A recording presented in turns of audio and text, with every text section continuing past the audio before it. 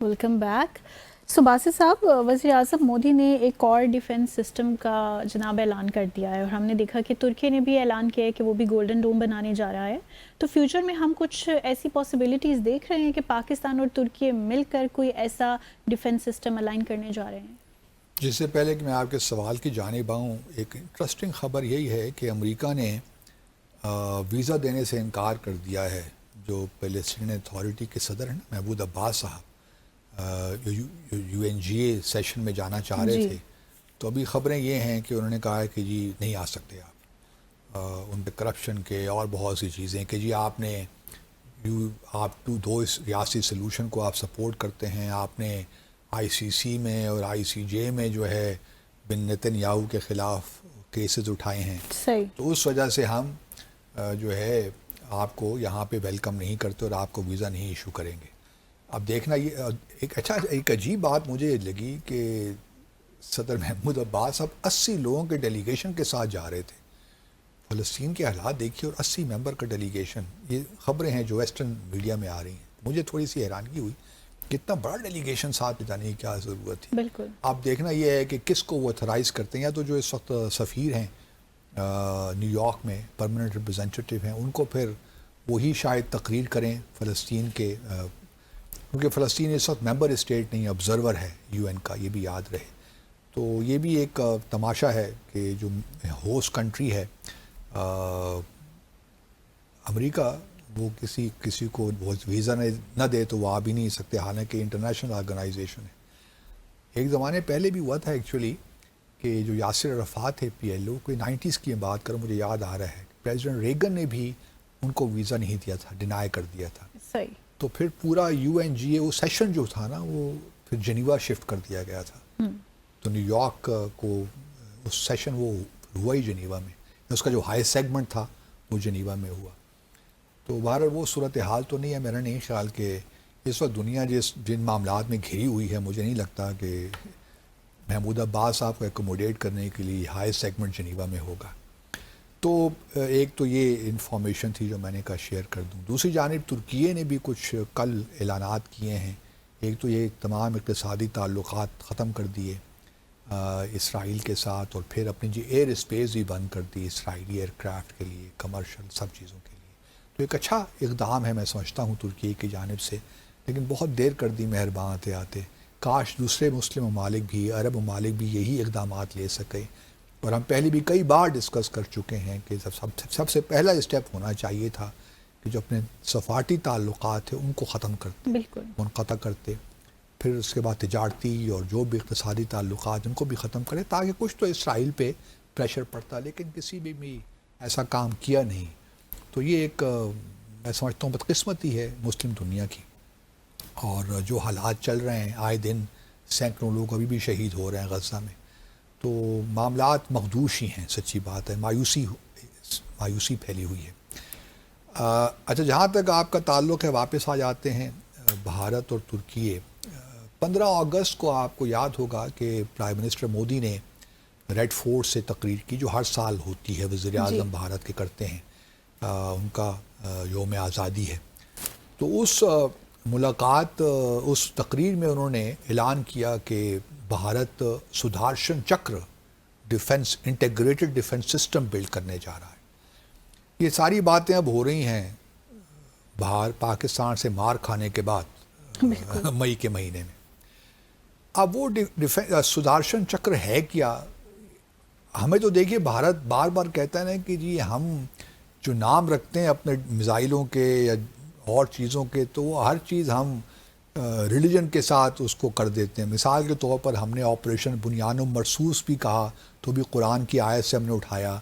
اسی طرح خالد ٹینک یا اور میزائلز جو ہیں، چاہے وہ غزنی میزائل ہوں یا غوری میزائلز ہوں، سارے ہمارے مسلم جن کو ہم ہیرو سمجھتے ہیں ان کے نام پہ رکھے ہوئے ہیں، جنہوں نے ہندوستان پہ حملے بھی کیے. تو بابر مثال کے طور پر، اور بھی بہت سی چیزیں. لیکن بھارت کے اندر بھی یہی چیزیں ہوتی ہیں. مثال کے طور پر جو نام انہوں نے دیا انٹیگریٹڈ ڈیفنس سسٹم کو بھارت کا، وہ سدھارشن چکر ہے. اب سدھارشن چکر ہے کیا؟ یہ ان کے سب سے جو بہت بڑے جو 3-4 ان کے جو ہندو ہے نا جو ان کے فیتھ میں ہے اس میں لارڈ وشنو ایک بہت بڑا نام ہے، لارڈ شیوا ہیں، برہما ہیں اور بھی بہت سے. تو یہ جو تصور ہے سدھارشن چکر کا یہ ان سے ہی آیا ہے، لارڈ وشنو سے. ان کے اگر آپ دیکھیے تو رائٹ ہینڈ پہ ان کے 4 ہاتھ ہیں، تو رائٹ ہینڈ کی جو انڈس کی فنگر ہے نا جو نظر آ رہی ہے اس میں یہ ڈسک سی ہے ود اسپائکس اور شارپ ایجز. تو اس ڈسک کو سمجھا جاتا ہے کہ یہ پروٹیکٹ کرتی ہے اگینسٹ ایول پوری یونیورس کو. صحیح. تو یہ ایک مت ہے جو کہ تو انہوں نے بھی تمام جو نام لیے ہوئے ہیں اپنے ویپنز کے یا میزائلز کے، انہیں بھی اگر آپ دیکھیے تو بہت سے جو ہندو جو ان کے ریلیجن سے متعلق ہیں ان سے ہی وہ نام انہوں نے لیے ہوئے ہیں. مثال کے طور پر اگنی ہے یا یہ سدھارشن چکر ہے. جی. اسی طرح اور بھی بہت سے نام، ٹرائیڈنٹ ہے فار دیٹ میٹر، لارڈ شیوا کا جو ٹرائیڈنٹ ترشول جسے کہتے ہیں، ترشول وہ بھی وہاں سے لیا ہوا ہے. تو انہوں نے بھی تو سارے ہندوؤں کے جو نام ہیں جو ان کے ریلیجن سے متعلق ہیں وہ نام لیے ہوئے ہیں اپنے ویپنز کے لیے. تو حالانکہ وہ اپنے آپ کو سیکولر اسٹیٹ کرتے ہیں، ہم تو اپنے آپ کو اسلامک ریپبلک کہتے ہیں، ہمیں تو اس میں کوئی ہمیں اپولوجیٹک نہیں ہے، کوئی شیم محسوس نہیں کرتے، ہمیں فخر ہوتا ہے جب ہم یہ بات کرتے ہیں. لیکن بھارت جو کہ سیکولر اپنے آپ کو کلیم کرتا ہے وہ سارے جو نام لے رہا ہے اپنے ہندو ریلیجن سے لے رہا ہے، ہندو فیتھ سے لے رہا ہے. حالانکہ یا تو پھر کچھ ایسے نام تجویز کرے، کچھ مسلمانوں کے نام بھی لے لیں شاید تو اچھا پھر کوئی بیلنس ہو جائے گا. اچھا اب جو انٹیگریٹڈ میزائل سسٹم ہے اوبیسلی ملٹی لیئرڈ سسٹم ہوگا. اس میں نہ صرف سرفیس ٹو ایئر میزائل ہوں گے، جس طرح دیکھیں S-400 ایک بڑا سسٹم ہے، اب اس کو انٹیگریٹ کرنے کی کوشش ہو رہی ہے کیونکہ بھارت کو بھی یہ احساس ہے کہ کچھ ڈیفنس میں کہیں نہ کہیں لوپ ہولس تو ہیں. اب ان کو کس طرح انٹیگریٹ کرنا چاہیے، ٹیکنالوجی آ رہی ہے اور بہت سی چیزیں تبدیل ہو رہی ہیں. اور جو جنگ ہوئی پاکستان اور بھارت کے درمیان بہت سی چیزیں ہمارے لیے بھی نئی تھیں، کچھ ہمارے لیے بھی اس میں لیسنس تھے اور کچھ بھارت کے لیے بھی لیسنس تھے. تو اب جو ہمارے میں ان کے ہاں جو کمی بیشی تھی تو وہ سدھارشن چکر سے پوری کرنے کی کوشش کریں گے اگلے 5 سے 10 سالوں میں. اسی طرح پاکستان اور باقی جو دنیا بھی اس وقت اسٹڈی کر رہی ہے، جو پاکستان اور بھارت کے درمیان 4 روزہ جنگ ہوئی کہ اگلی جنگیں کس طرح لڑی جائیں گی، ایک بڑا اسٹڈی کیس زبردست بن گیا ہے نا.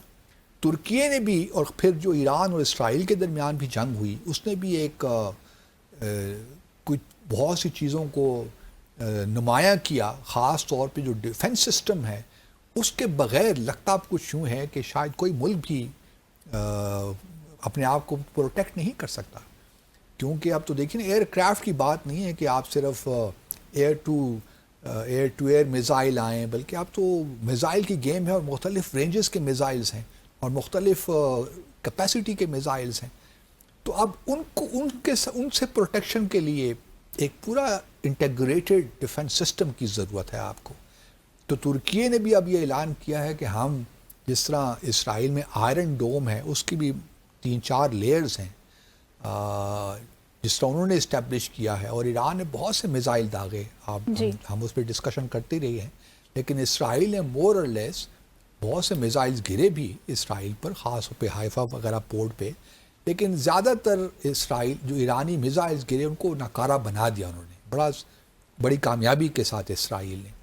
تو ترکیے نے بھی یہ سارا اسٹڈی تو کیا ہوگا نا، اور بینگ اے نیٹو ممبر ان کو بھی تھوڑا بہت آگے 20-30 سال کے بعد دنیا کہاں جاتی ہے کسی کو کوئی معلوم نہیں. تو ابھی سے ہی تیاریاں کرنی. اور پاکستان نے بھی تھوڑا بہت، ہم نے بھی میرے خیال میں لیسنز لرن کیے ہیں کہ ہمارے ہاں بھی کچھ نہ کچھ کمی بیشی تو ہے. کہاں ہماری بھی ضرورت ہے کہ ہم بھی ایک انٹیگریٹڈ ڈیفنس سسٹم لیں. کیونکہ ترکی اور پاکستان کے زبردست تعلقات ہیں. ہم نہ صرف اس وقت ایک aircraft 5th generation stealth aircraft پہ کام کر رہے ہیں، وہ بھی بڑا زبردست ایک پروجیکٹ ہے. تو ترکی اور پاکستان کی تو بڑی ہمیشہ سے دوستی رہی ہے، بلکہ پاکستان بننے سے پہلے ہی ہماری دوستی تھی. تو یہ دوستی مجھے لگتا ہے کہ کہیں نہ کہیں پاکستان اور ترکیے آپس میں کہیں نہ کہیں گو کہ ہم HQ-9 ہمارے پاس اس وقت ڈیفنس سسٹم ہے، S-400 ہمارے پاس نہیں ہے، ترکیے نے لیا ہوا ہے روس سے. لیکن امریکہ نے اس پہ سینکشنز نہیں لگائیں، نہ بھارت پہ لگائی ہیں، بھارت کے پاس بھی ہے. تو اب S-400 اور S-500 سسٹم جو رشیا نے ڈیولپ کیے ہیں وہ بڑے زبردست ہیں. اس طرح امریکہ کا ہی بڑا زبردست پیٹریاٹ جو سسٹم ہے وہی بڑا زبردست ہے. تو ترکیے نے اب سوچا ہے کہ بھئی جس طرح اسرائیل کے پاس آئرن ڈوم ہے تو ہمارے پاس بھی ایک گولڈن ڈوم ہونا چاہیے. تو میں کہتا ہوں کہ ہمارے ہاں بھی ایک کریسنٹ ڈوم ہونا چاہیے.